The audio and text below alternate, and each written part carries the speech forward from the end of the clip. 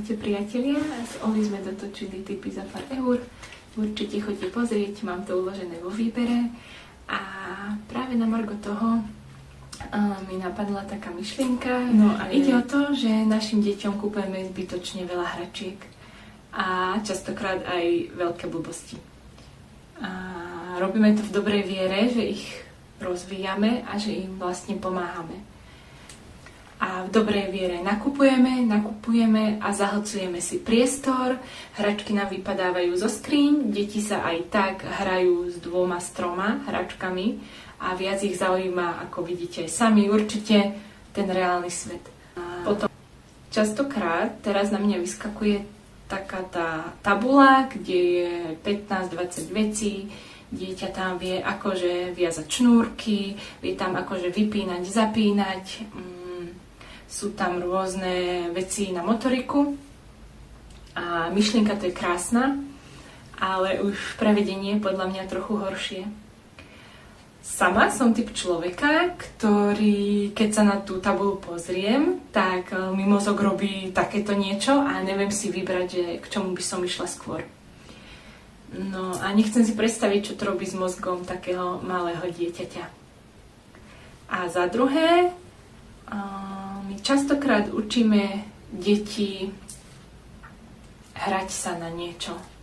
A áno, rolová hra je veľmi dôležitá, ale to prenechajme do škôlky a starším deťom. My sa tu bavíme o deťoch 0 až 3. Tieto deti naozaj nepotrebujú v kuchynke sa hrať na to, že varia. Zober ich do kuchyne a varte spolu. A oni naozaj potrebujú vedieť, ako funguje svet.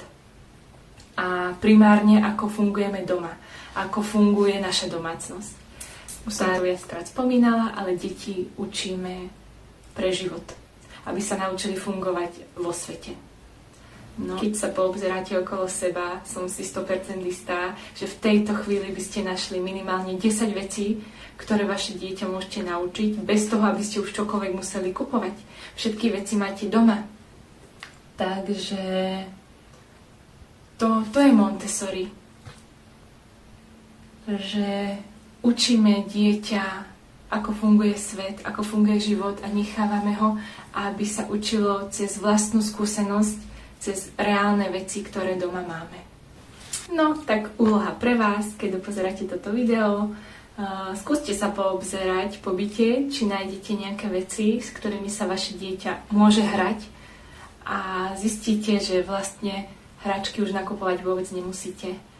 No a ak by ste predsa len nič nenašli, určite sledujte môj profil, kde zdieľam rôzne tipy a triky z Montessori domácnosti. A ukážem aj vám, že Montessori je filozofia, ku ktorej nepotrebujete veľa pomôcok. Dôležité je neužiť. Ahojte!